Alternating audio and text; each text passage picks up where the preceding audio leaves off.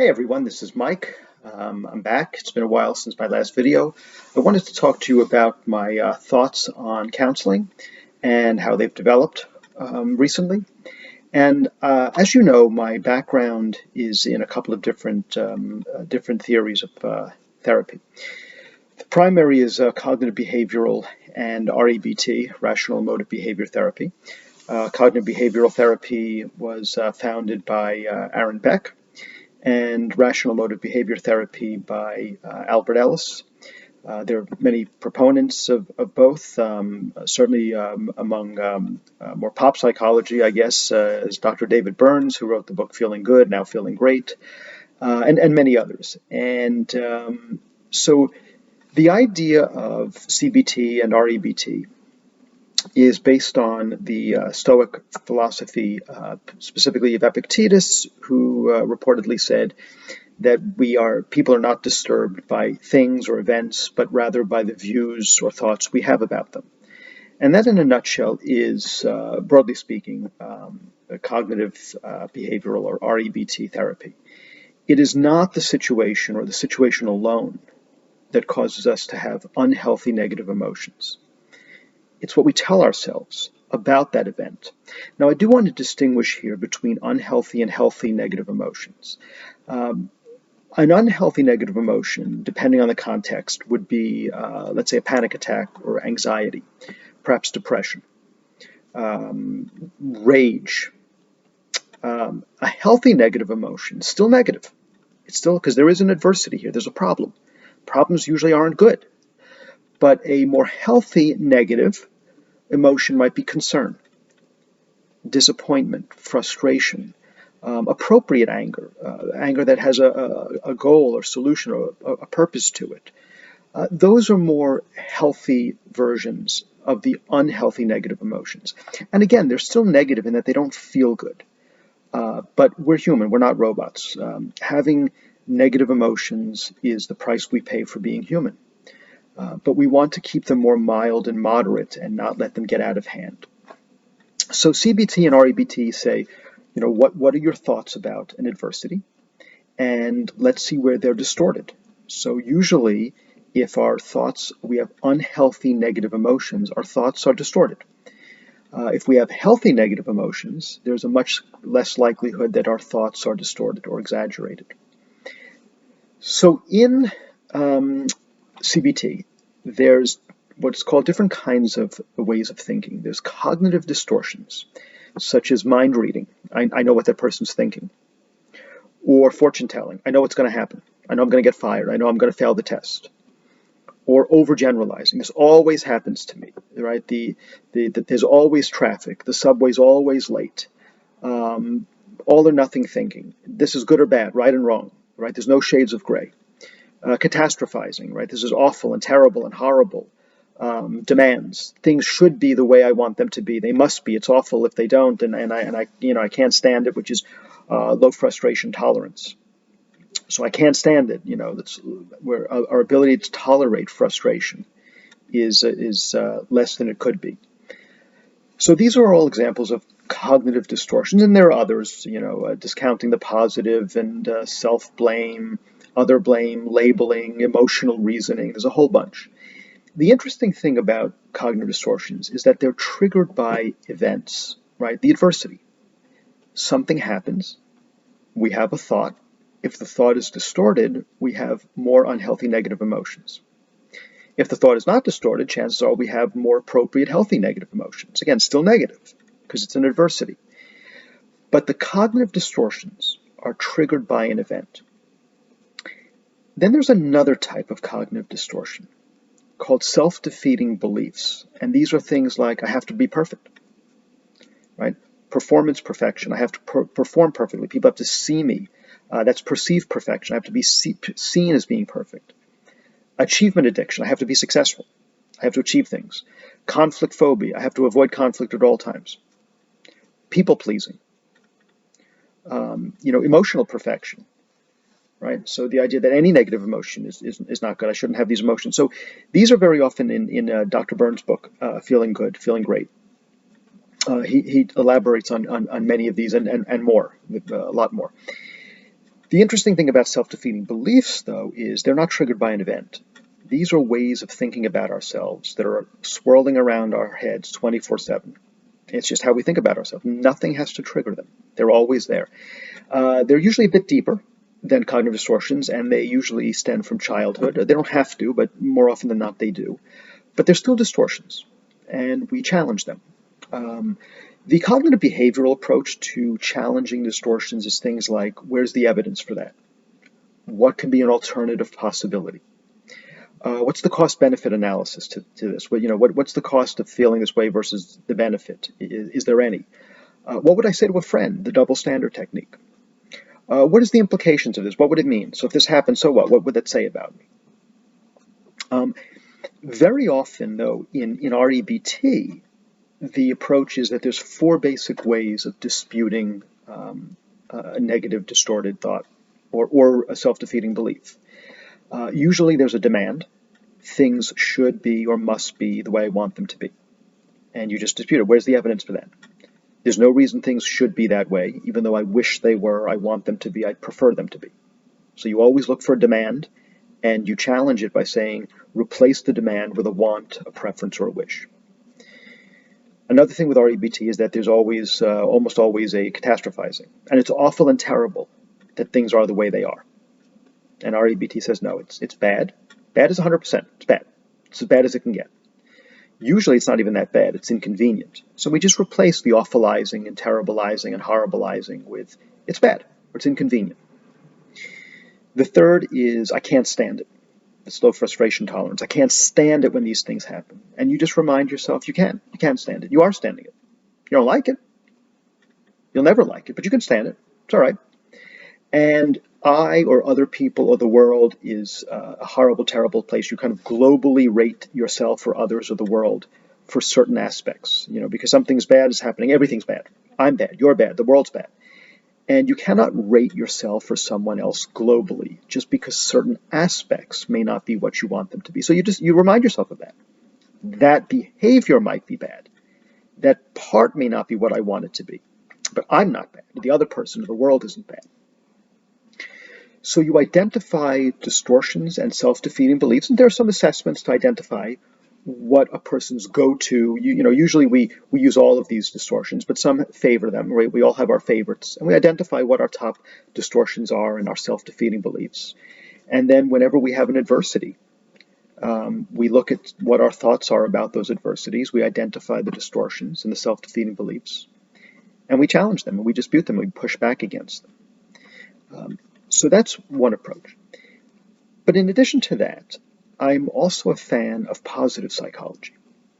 Positive psychology, and the biggest proponent is Martin Seligman. And he wrote a book called Learned Optimism, among others. And just like Albert Ellis wrote A New Guide to Rational Living, and Aaron Beck wrote about cognitive therapy, cognitive behavioral therapy. And what he says is that people that are optimists and pessimists think differently. When events occur, both good and bad, an optimist thinks differently, and so does a pessimist. So, for example, when a bad event occurs, an optimist usually believes the bad event will be temporary, not permanent. Whereas a pessimist will believe that the bad event is going to be permanent. It'll go on and on and on. So optimists believe bad events are temporary. Pessimists believe bad events are permanent. Interestingly, it's the exact opposite. When good events occur, optimists believe that will be permanent. So the good events will be permanent to an optimist. The bad events are temporary. To a pessimist, the exact opposite. Bad events will be permanent and good events will be temporary. There's also what the cause of the adversity is. Pessimists, when a bad event occurs, blame themselves. It's all me. I did it. An optimist will ascribe other possibilities. Maybe there's someone else that's involved. Maybe circumstance. Maybe themselves a little bit, but not all of it. On the other hand, when there's good events, a pessimist will not give themselves credit. They'll give themselves credit for something bad happening. But if something good happens, they'll say, I got lucky. It was someone else. They were being nice to me. An optimist, on the other hand, gives themselves credit. When something good happens, I did it. I worked hard. So there's ways of developing a person's optimism and giving people a more optimistic explanatory style, right? That's what Dr. Seligman calls it, the explanatory style. Do you explain good and bad events to yourself as an optimist or as a pessimist? And getting people who are more pessimistic to think in a more optimistic way is another goal. So we'll identify cognitive distortions and self-defeating beliefs and dispute those, and then also help a person become more optimistic in their explanatory style of when good and bad events occur. Now, the fourth is choice theory or reality therapy, founded by Dr. William Glasser. And he believed that we all have different needs as human beings. All right, these are basic genetic needs. We have a need for love and belonging in our lives. We have a need for freedom, feeling independent and autonomous, that we have choices in life. We have a need for fun and leisure and learning. If you remember, learning used to be fun. When you were a little kid, you loved learning. It's only when you got older that you stopped liking learning. But learning should be fun. We have a need for power or feeling accomplished and successful and productive. We also have a physical need, the need for survival, for safety, security, stability. There's another need that I've added. This is a need for meaning, a meaning and purpose in life. Now, sometimes that goes under the power need, but I've added it as a separate need. And what Dr. Glasser says is that we have what he calls our quality world. Our quality world is all the things that we value, we want, we enjoy, that are meaningful and important to us. So we have these pictures in our head. So let's say for love and belonging, the image you have in your mind might be of a loving family, a lot of friends, going out, having a nice dinner, having people over at the house for a nice conversation, a glass of wine. If the real world doesn't meet that quality world, if in the real world you're barely seeing each other, you're just maybe texting, then there's a gap between what you want in your quality world and what you have in your real world in terms of that need for love and belonging. The bigger the gap, the bigger the problem. There's a problem. Your need for love and belonging is not being met. And so what do? Well, we behave in a way to meet that need. We try to bridge the gap. And we behave in four ways simultaneously. We think certain thoughts, we act, we have a physiological reaction, and we have an emotion. So if you want to increase your love and belonging, if your image is having a lot of friends and you move to a new place and you have none, well, there's a big gap between your quality world image of having friends and the real world. So we're motivated to behave. So we could think, gee, I don't have a lot of friends, but I'm doing the best I can. I think I'm going to go out. I'm going to be positive. I know people make friends all over the world. I'm a good person. What are your actions? I'm going to go out. I'm going to go to a coffee place or maybe the local neighborhood bar or maybe to a park and start talking to people or just, being around and feeling more comfortable. And those are what we call effective behaviors. Now, if you do that, chances are your emotions will get better and your physiology, your heart rate won't be racing a mile a minute. Dr. Glasser used the analogy of a front-wheel drive car, where the front wheels are the thoughts and actions, because those are in the most direct control, and the feelings and physiology follow. On the other hand, though, if you say, I want friends, and my quality world image is a lot of friends, and I don't have any, and my thought is I'm a loser, my actions are I'm going to sit home by myself, well, you're more likely to feel sad and depressed, and your heart might be lower, and you just might feel tightness in your stomach, and so that would be an example of an ineffective behavior. So what we want to try to do is identify what images you have in your quality world that meets your needs for power, for freedom, for love and belonging, for fun. Are you getting them met?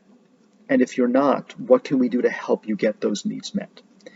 And so those four areas, the cognitive distortions, self-defeating beliefs, the needs from your quality world, and the optimistic or pessimistic explanatory style, those are areas that people think about and behave that are either going to be hurting us or helping us. And so we identify where there's a problem, where you think in a distorted way, where you have self-defeating beliefs that harm you, where you're thinking more pessimistically, and where you're engaging in ineffective behaviors in order to meet your needs.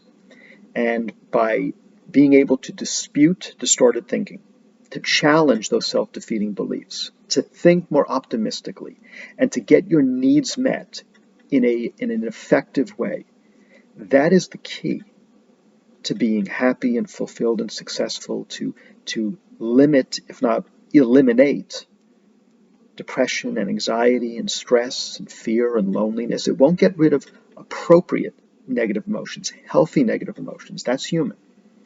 But these exaggerated ones that really cause distress, that's what we want to get rid of. Now, this is only part one. This is phase one. This is, you have a baseline of feeling good, and you've fallen below it. You're depressed, you're anxious, you're sad, you're lonely, you're angry. We want people to fix that, to get back up to your baseline, to remove and replace that depression and anxiety and fear and anger and rage and panic. But then once you're back at the baseline, you want to go even higher. That's another part of positive psychology. And that involves having a deeper meaning and purpose in your life. That would be Viktor Frankl and logotherapy and existential therapy. It's also a little bit of philosophical counseling, using the wisdom of the ancients to apply to modern day, to more practical philosophy, specifically the Stoics. I mentioned Epictetus in the beginning. And Martin Seligman in his groundbreaking book, Authentic Happiness. How can we maximize the good life, have pleasures in life, have our strengths maximized in the best possible way, and to apply those strengths in something greater than ourselves. And that will also increase our happiness, being in the flow, as Mihaly Csikszentmihalyi once said in his book Flow. And that's really kind of not just picking ourselves up from down here and bringing ourselves back up to here, but taking ourselves from here and going to an even higher level. And that would be the second phase. Now, usually I do the first. A person's feeling below their baseline, they're feeling depressed and anxious and lonely, and we get them back up. And then once we're here, we can take it to a higher level. It doesn't have to be that way. They don't have to be mutually exclusive. You can do both simultaneously.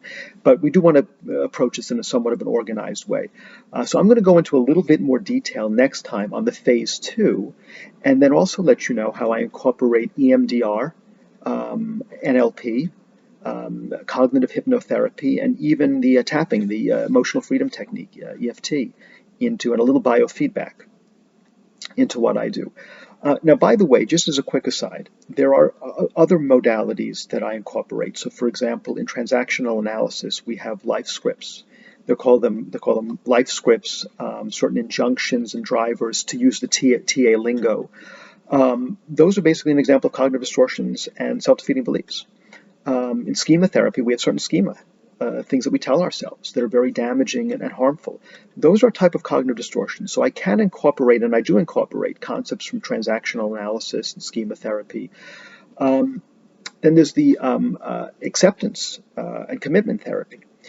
Even when we have the healthy negative emotions, like concern or sadness, as opposed to depression and anxiety, even concern and sadness don't always feel very good. We can't avoid them, we're human, but acceptance and commitment also kind of helps us accept even the more mild and moderate negative emotions, because they are appropriate to a situation, but they don't always feel good, and we maybe need a little bit of help just kind of accepting them and dealing with them as well, even though they're more appropriate.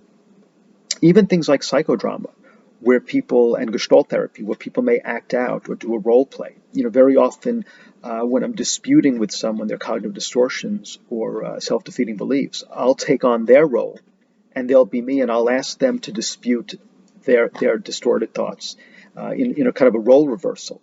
So there is some acting out. Maybe if you have some unresolved issue of the past, someone that is still upsetting you, and they're no longer here, you can pretend they're here. You can have a conversation with them. So there are some acting out. There's some more experiential trainings that I can bring in as well.